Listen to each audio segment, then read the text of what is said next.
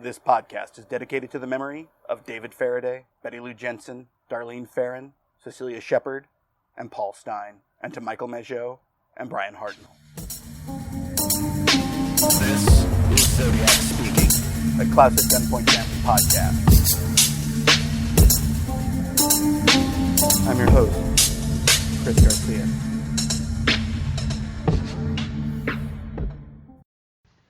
The Kathleen Johns episode is perhaps the most cinematic of all the potential Zodiac crimes. Kathleen was taking her daughter up Highway 35, headed towards Petaluma. She did this a lot. And even now, as she was pregnant with her 10-month-old, she just kept going.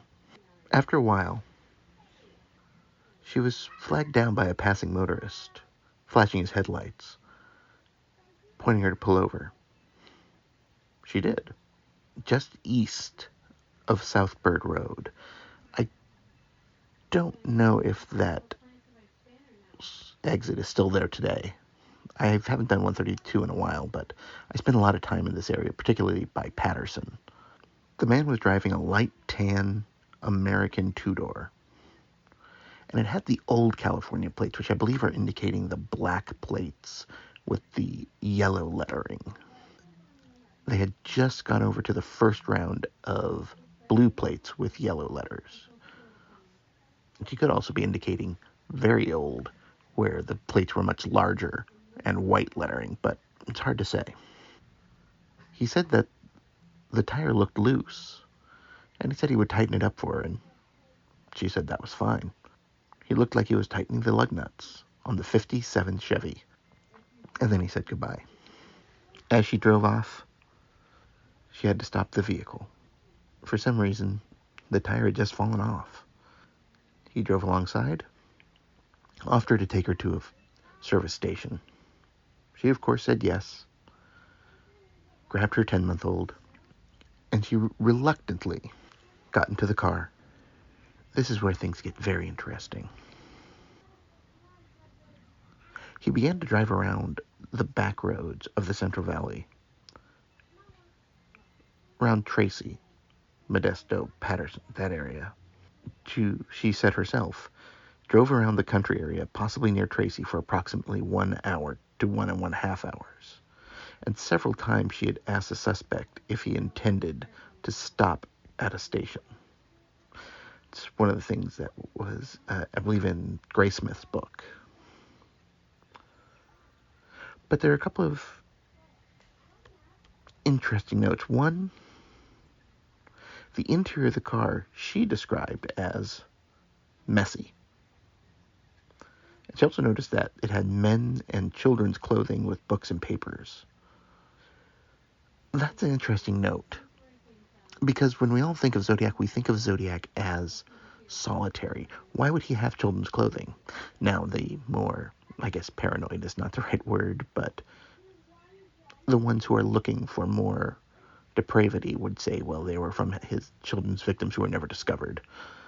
Children's murders are almost always discovered. It's very rare that they're not. Could be that he was a child molester and was keeping them as trophies. That's a possibility, of course. But it seems to more speak of a family man. Because if you look at my car with my 2 kids, I've got kids' clothes all in the back. I've got my clothes around the car. My car's a mess. I believe this is speaking to the fact that whoever's car she was in was a man with a family. They drove past service stations, even ones with the lights on and people in them, and he would say they were closed. And at one point, somewhere around Patterson or Tracy, I see it listed as Tracy, but I know they went through Patterson at one point. Patterson, a town I spent a fair amount of time in. And he stopped at an intersection stop sign. And Kathleen grabbed her daughter and ran across a vineyard where she hid in a drainage ditch. And she says in the Graysmith book, I couldn't handle it anymore. So I decided the next time he came to one of those Hollywood stops, not a complete stop, that he made at a different stop signs, I was going to jump out. Suddenly, the car came to a halt. The man had inadvertently driven up a freeway off-ramp. Interesting note there. She hid in the drainage ditch, and apparently he scanned with the black rubber flashlight that was also in the car that she had seen. And looked around, and didn't find her, and so he left. In the police report, she said that the suspect went west on Highway 132, pulled into a Richfield service station that was closed, believed to be Chrisman Road. That one's still there, for sure. No longer Richfield service station, of course. At one time, they did come to a lighted city, which she believed to be Tracy. Probably wasn't. Might have been Mendota. Might have been Patterson. Hard to say. After Kathleen fled into the field, the vineyard, she flagged down a couple from Missouri, and they took her to the police station in Patterson, which took about 20 minutes. How many times have I done the drive from Tracy to Patterson? Mostly to go to the Target, honestly. Then it was about 20 minutes. Now it's maybe a little less. It's just a couple of easy. It's a little longer, I mean. It's a weird path. And it was at the station in Patterson where Kathleen Johns saw the picture of the suspect in the Paul Stein murder and said that was the man who did it. Now, she says, hysterical. The duty sergeant said that she was at a hysterical demeanor, which, frankly, yeah, of course. There are two questions that always come up with this. One, was it Zodiac? And two, if it was Zodiac, why didn't he kill her? It's impossible to say at this point why he wouldn't have. But the likeliest deal is that it wasn't. That he heard about it. He read the newspaper reporting and added it to his letter. This brings the possibility of the Zodiac, the first two, what we consider the canonical Zodiac crimes, being another killer's. And he simply incorporates him into his mythos, with the letter writer doing the second and the third and the fourth murders. And the first and the second possibly not even being connected. But somehow he had knowledge of them. It's possible. But Kathleen Johns does open up a larger point that I'm going to actually delve into in the next episode. The Central Valley murders of the 1970s. There were many that haven't been solved. And a couple of them that seem, and people, I had no idea about them until someone actually started writing me about them, and we went back and forth a couple of times, and an interesting note or two. But what's fascinating here is that this crime, this abduction, was less about doing something and more about terror. It was about a personal terror that he wanted to experience. Now, in a way, you can see one of the big reasons why I don't think this was Zodiac was the parallel between the Stein murder, and this one. Stein was nearly as much a captive as Kathleen Johns. He was working. His job was to take the person from point A to point B. The difference is Stein was driving and thus was less able to defend himself, to make choices. But here, the driver is in control of the situation. And driving around that area, there were any number of places he just could have pulled over and shot her or stabbed her. But the thing is, there was nothing that he could have known about Kathleen Johns before he picked her up. Because he randomly flagged her down. Now, maybe he had followed her before she left. Doesn't seem likely, but maybe.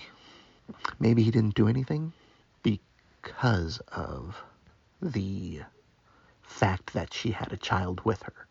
Which then, of course, brings the question, well, then why are all the kids closing there? Which is likely because he has kids of his own and blah, blah, blah, blah. But also, the Zodiac who did the other crimes wouldn't be driving around in a messy car. There are too many things that are out of step, out of sync. Moreover, the bigger issue is that this is a space that he controls. It is his space. He would be murdering in his space if it was Zodiac. I think that doesn't make sense. Because in all of his other cases that we know of, for certain at least, or mostly certain, he is inserting himself into a situation in a place that is not his own. There are few places your own, as much your own as your car. And obviously if it was messy, the way he was treating it was as his own. This is key, I think, to the whole story. How do we perceive the Zodiac? He is not someone who would bring his victims into his home, but instead someone who would go to a place to insert terror. If there was going to be a murder in this one, it was going to be in the car. I think the point was probably kidnapping, because he never brandished a weapon.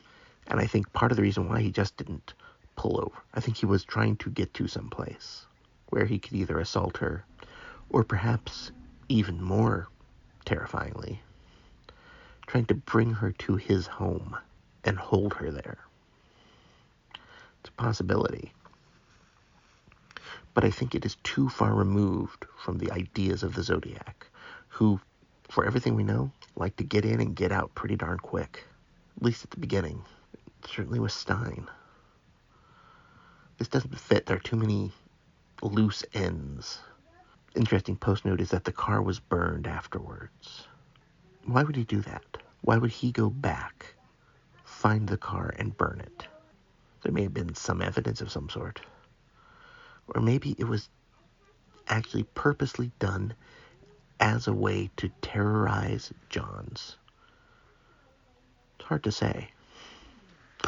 Kathleen Johns died in 2002. I believe her daughter is currently living in... Jennifer Johns, that's her name. I believe Jennifer Johns is currently living in San Diego? Oh, I'd actually forgotten that she had left San Bernadino going up to Petaluma. I do not believe this is Zodiac. But it was part of a,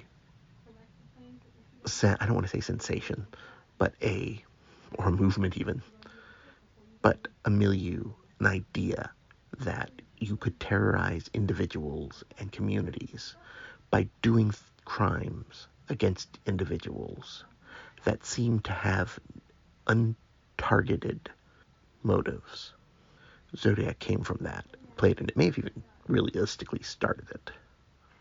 The next one I'm going to look at the Central Valley murders, and then I hate to have to do this, but I know I have to. I'm going to start looking at some suspects. And the first one is going to be the one that has gotten the most attention in the last couple of years because of a few books. And I think those of you who have paid attention to the case may well know who I'm talking about. So stay tuned.